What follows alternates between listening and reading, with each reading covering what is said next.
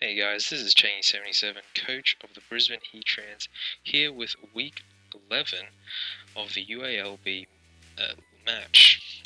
This week we're going against zmandd and the Utah Jasmine. He has a pretty threatening team. He's got Volcanian, Garchomp, Mega Gardevoir, Heracross, Lucario, Crobat, Rotom Cut, Cofagrigus, Uxie, Avalugg, Murkrow, and Weezing. So threats up the top and walls down the bottom. Yeah, I was probably most scared of. I prepped the hardest for Volcanion and Rotom Cut, mainly because my Volcanion check would be Gastrodon, and Leaf Storm from a Scarfed Rotom Cut would easily be able to OK me. That's assuming I wasn't holding the Rindo Berry on Gastrodon, but apparently Gastrodon's only allowed to hold Rindo Berries on my teams. So yeah, I had Earth Power, Toxic, Recover, and Amnesia to be able to sit in front of the Volcanion. That was probably bad prep on my part. Probably should have carried something like Ice Beam, but I saw someone use it. I thought it'd be funny. Anyway, also had a Scarf Nidoqueen because Scarf Nidoqueen does a lot of damage to his team. Just the coverage Nidoqueen gets just is able to take a lot of things down. Enough speed to outspeed a modest Choice Scarfed Volcanion. Also, he has a lot of Choice Scarf options with Rotom Cut, Lucario, Heracross, and Garchomp, as well as Volcanion. So I really thought he would bring a Scarf. I just wasn't sure which one. A Rocky Helmet Cres to deal chip damage to the Lucario, which I thought would be special to take on my Cres a little better. A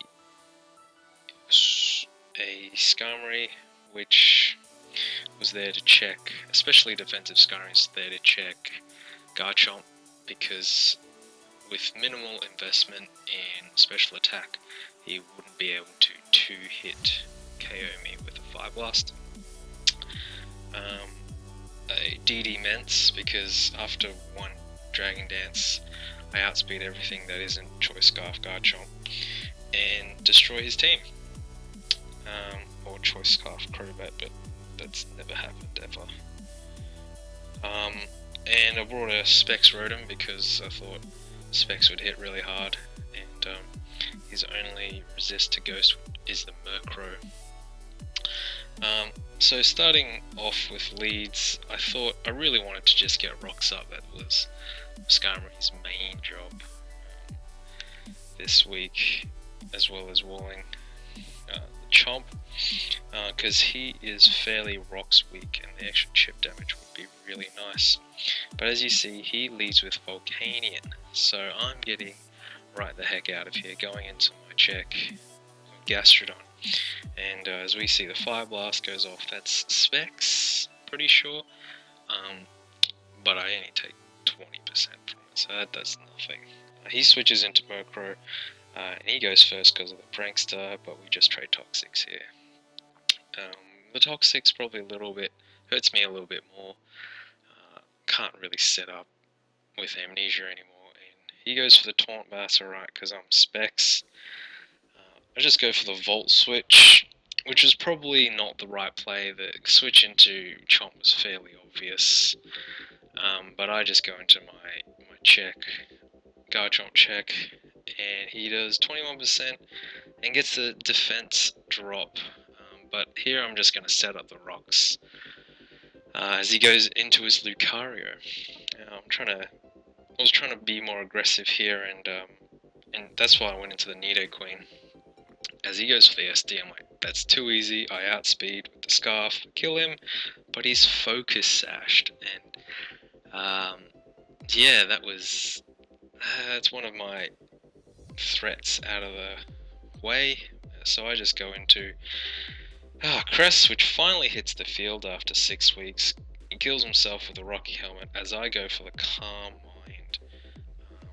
Now it's probably the bad play because I can't really do anything. I can do nothing to the Mercury as he goes for the haze, and he is scared of my shadow ball. But I'm able here to nope. I don't predict the Garchomp and just go into and just Volt Switch. As we see here, he's a slow Gardevoir, as I don't have much investment in speed, but I outspeed, and here I'm just going to go for the Shadow Ball, as he is able to go into the Murkrow. Takes him down to 1%, but with the Prankster, he's able to go first with the Roost. But I'm just going to sit here and just keep Shadow Balling him, as I get a lucky Spadef drop. But the toxic damage is racking up, so we'll probably end up killing both of us. It'll be a double down when he eventually toxics me. I go for the Shadow Ball, kill him, but I of course die to the toxic damage. Once again, I send out the Cres because I thought that's the best thing to take on everything. As he goes into Heracross, as I set up the Calm Mind, which I probably should have been going for damage instead. Now I know I can't really take a Guts boosted Mega Horn, and that's alright. Get a little bit of chip damage off on the Heracross with the Rocky Helmet, as here I just go for the Brave Bird, go for damage, and I'm able to take out the guard with a Brave Bird. This gives him a opportunity to go into Volcanion, which gives me the opportunity to go into Gastrodon.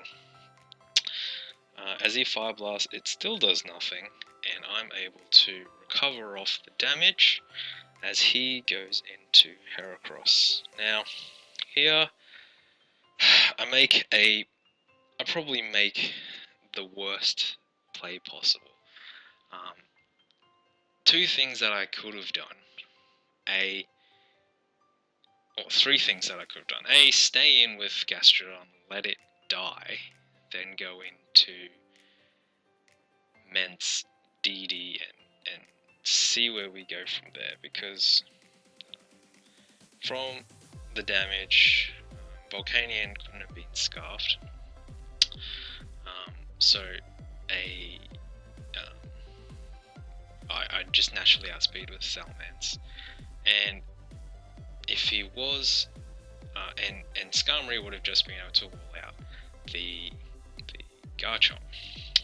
Second option is go into Salamence now, take whatever hit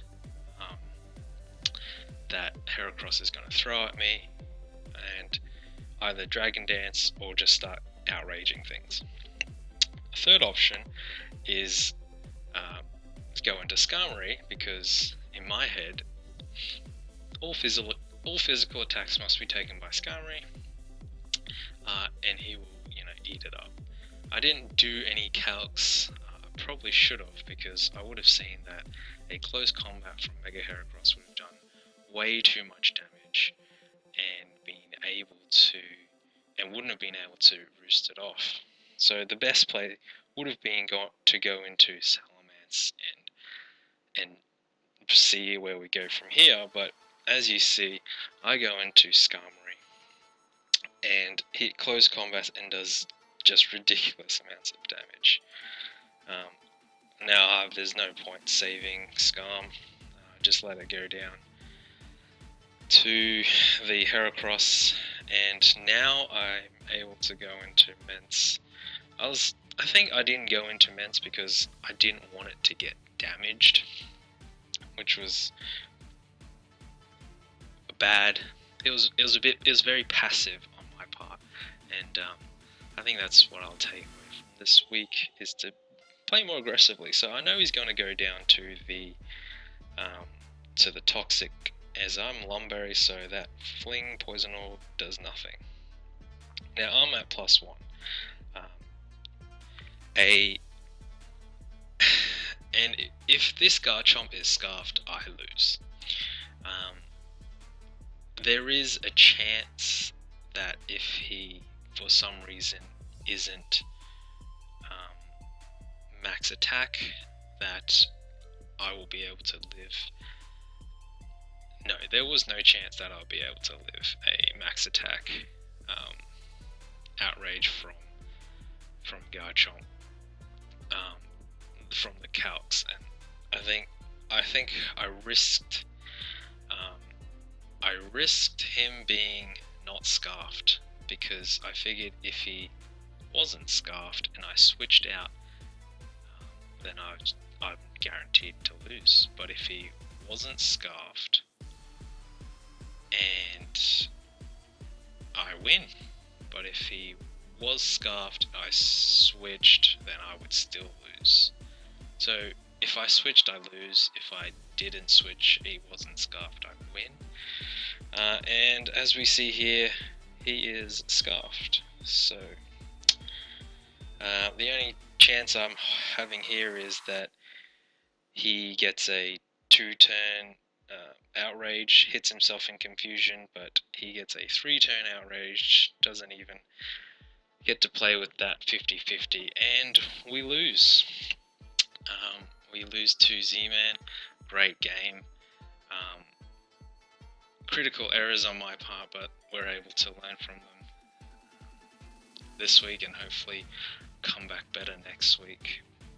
So yeah, now we are both 6-6, trying to fight for that last playoff, or trying to fight for a playoff position. And yeah, next week we go up against Cheat, I think, and his hyper offensive team. So we'll see how hyper offense goes against hyper defense. But yeah, sorry this is going up a bit late, been super busy. Hopefully I'll bring out the Mono League game for you soon. Should be uploading the so week 2 of MLP on Friday. So that should be going up. And yeah, thanks guys.